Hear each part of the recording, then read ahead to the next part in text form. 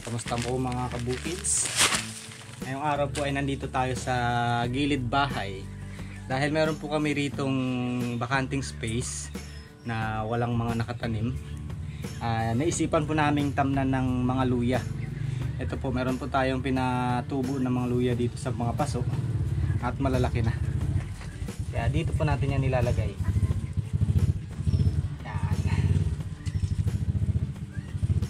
Para mapakinabangan itong bakanting space na to. Sayang naman kasi wala nakatanim na mapapakinabangan. At makaano na rin po ba, makatipid tuwing magluluto libre na yung luya natin. Yan.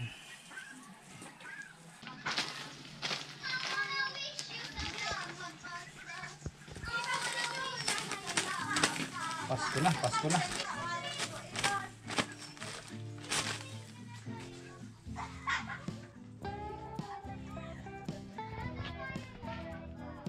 Ayun, laki na pala ng laman, no? No?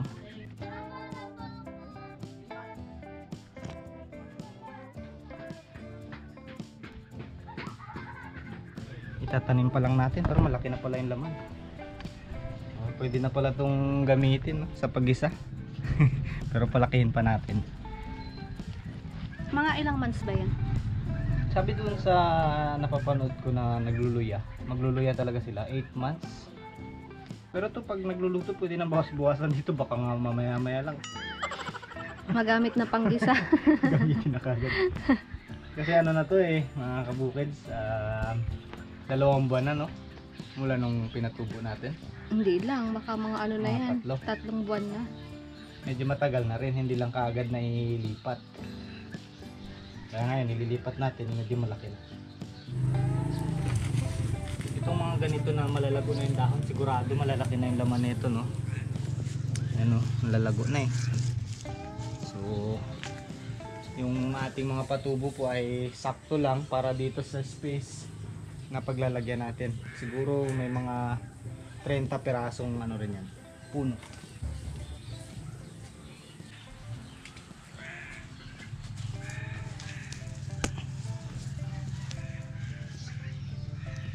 Iagwat ko ng konti, baka hindi masyadong dumami yung laman. Yan. Mababaw pa nga pala yung nahukay ko, no? Kasi base doon sa napapanood ko na magluluya, yung ginagawa nila, malalim talaga yung hukay ng punla. Tapos kalaunan, patanda siya ng patanda, yung laman paakit ng paakit na ganyan, kaya tinatambakan nila ng tinatambakan hanggang sa lumaki.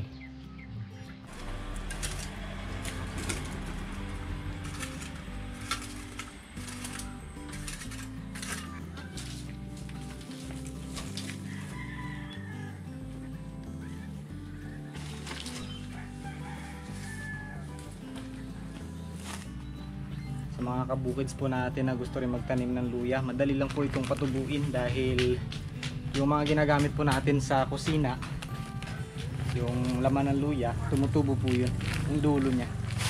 Ito po yung inano namin pinatubo namin, kaya ngayon lumago na, tapos magkakaroon ulit ng bagong laman.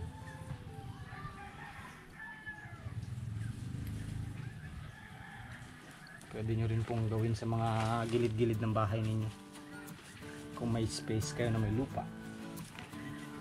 Pagbili mo pa nga lang sa tindahan, mayroon ng tubo Itatanim na lang.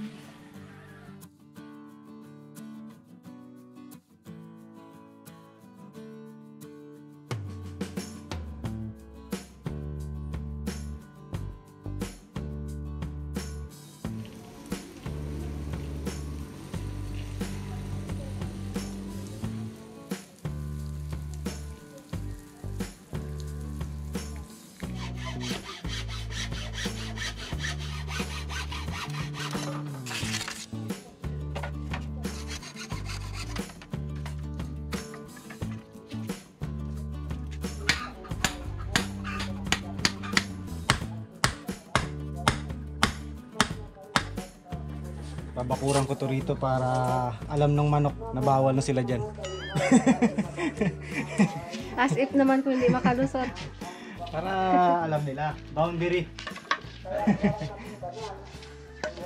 Marami kasing manok eh. Tsaka aso. Pero ano lang din naman mga kabukids. Tamang-tama lang din kung papasok yung manok dyan. Kasi dito maglalagay kami ng tanglad. Meron na tayong luya. Meron na tayong sili. Ayan. Meron tayong papaya. Meron tayong malunggay. Oh, yung manok na lang talaga. Saktong-sakto siya dyan. Tinola na. Tinola na yan.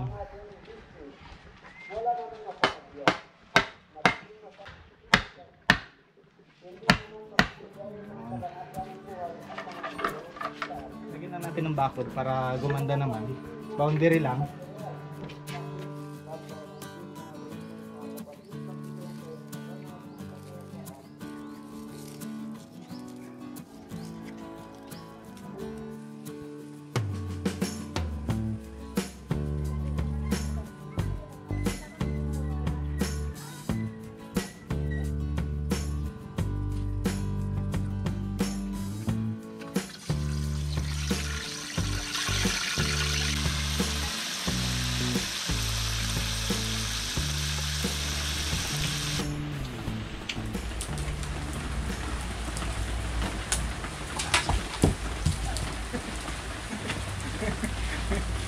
Laglag. Hindi ko nasambot.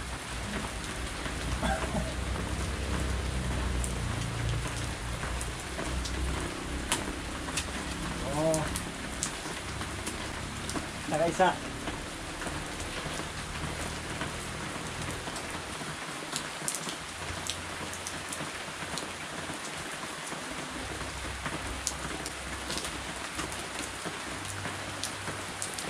Two out of 3 ang nasambot natin. Ayan o.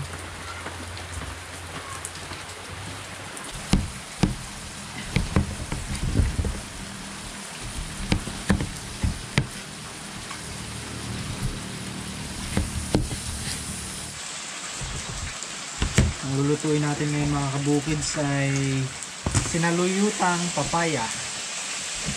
Masarap, masabor. Kala ko tinola. Wala eh. Hindi pa pumapasok yung manok eh. Pag pumasok siya, tinola siya.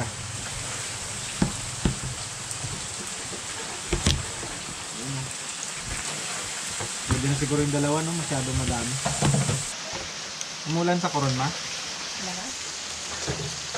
Kagabi pa. Kagabi mulan. So, pag matulog. Kanina pagpunta namin ng terminal. Mula na naman. Sarap ulit matulog. Sarap ulit matulog sa tricycle. Munti ka pa ako malaglas. Bakit tayo? Yung tanin katingin din para sa akin. Ay ako nakakagayang-gaya na ako doon sa gilid. Sabi niya sakit. Anti. Saan nakatulog ka? Ah? Nakatulog ka? Naantok ako. Pinipilit ko mula. Talaga hinihila yung mata ko pa ano. Sa gilid ka? Delikado, huwag kang matutulog sa gilid. Pag inaantok ka na nakasakay ka sa tricycle, bumaba ka muna. Idlip ka muna sa gilid. Tadi iniwanan ako doon. Sabi ng tricycle driver, o sige, gusto matulog, diyan ka lang muna. Magpaano ka muna? Kamo kuya, naantok ako, pahinga muna tayo. 5 minutes. Sabi niya, bakit ikaw ba yung driver?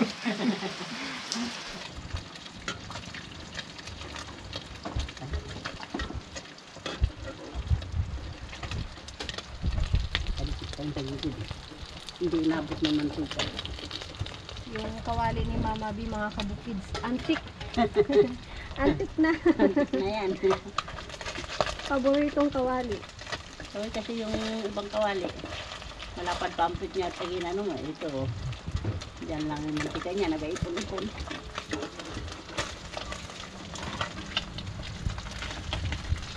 Tagili ko lang ng konti.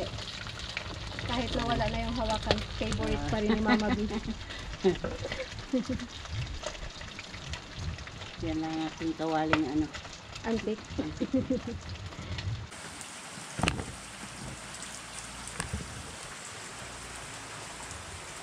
Ito mga kabukids ang mahiwagang technique.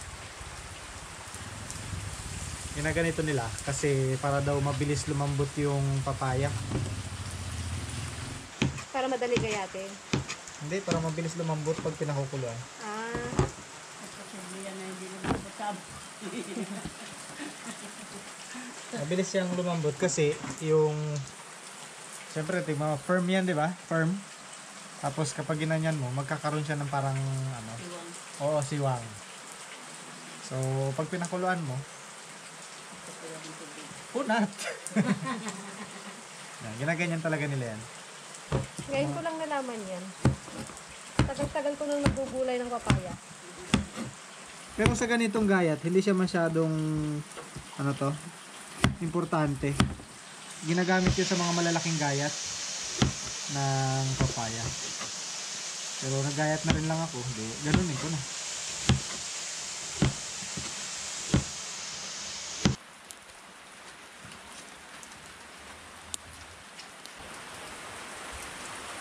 Wow, ang bango ng ating bagoong at sibuyas mga kabukids. Lagyan na rin po natin itong ating papaya.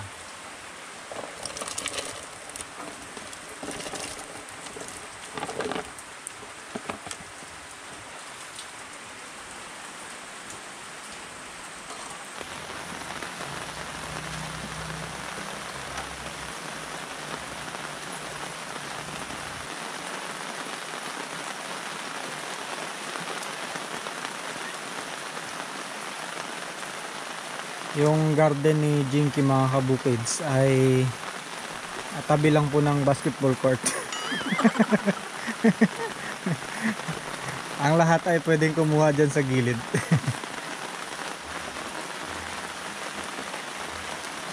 Mas maraming saluyot, mas masarap sa ating dinengding na papaya.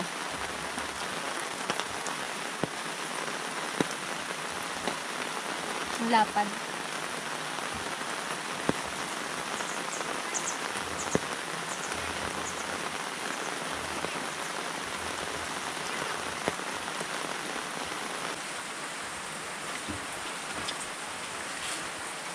Ang lambot na mga kabukids. Lagay na po natin itong saluyot.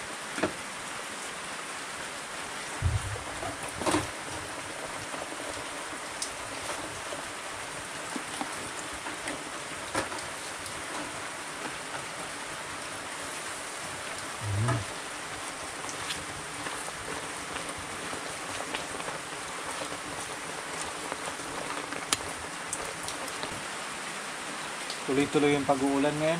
Matagal-tagal din namin hinintay yung ulan na yan para sa ating mga pananim. Buti naman dumating na. Ayan.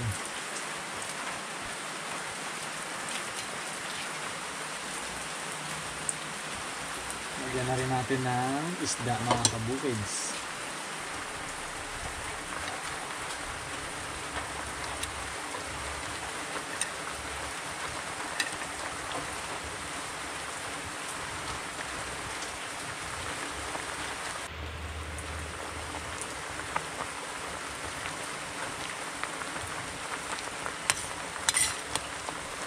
Okay. Takpan natin at kakain na. Ooh, sabor.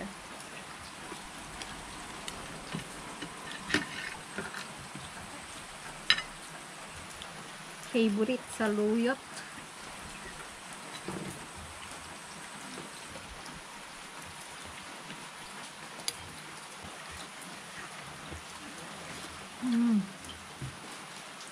Kain po tayo, mga kabukids.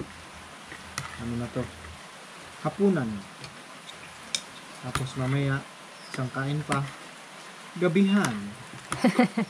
Tapos isang kain pa bago matulog. Midnight snack. May midnight snack pa.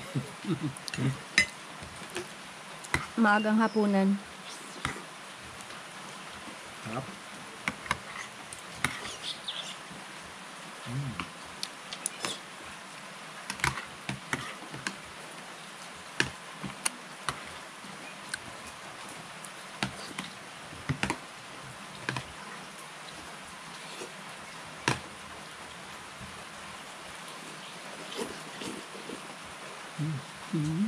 Grabe. Harap. Sarap higupin. Malapot-lapot. Madulas-dulas na malapot-lapot.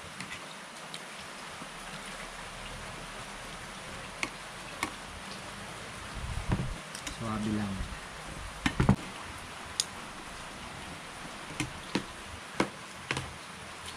Sarap talaga.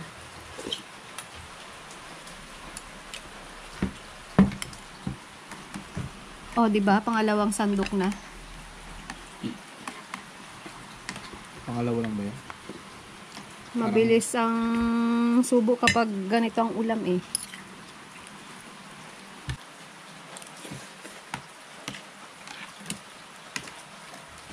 Mm.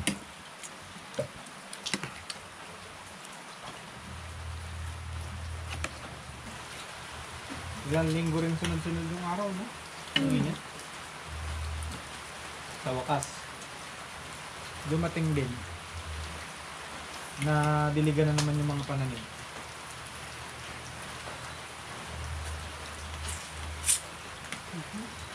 Mga kalibre, dilig tayo ngayon.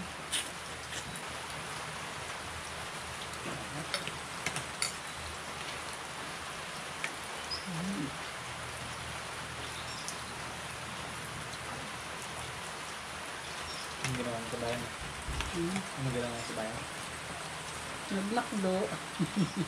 Sana all.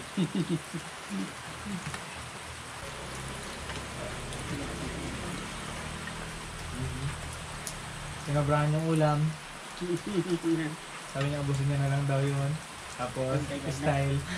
Dagdag ng kanin. Uy, nakulang yung ulam. Dagdag ng ulam. Sumobra yung ulam. Dagdag ulit yung kanin. Diskarte. Healthy naman ito, ma. Itong ulam na pwede mong damihan. Yung kanin ng ano. Bawasan mo lang. Hindi tayo mabubuhay sa Europe. Sanay tayo sa kanin. Ano, kaya nga tinapay. Tinapay at saka rice. Konting tinapay. Tsaka maraming rice. Carb na nga yung kanin eh, tapos nag-merienda pa ng ng tinapay o kaya kamote. Rice is life. Talaga. Iisipang ko nga. Pero tama na. Gabi na eh. Mamaya na lang ulit. Mamaya magugutom ka ulit. Maaga pa eh. Matulog ka na. Mm. Yung mga ano doon. Sagot. Sana ka makagising. Kamaga magagising alas 2 naghanap ng kanin ulit. Gutom na.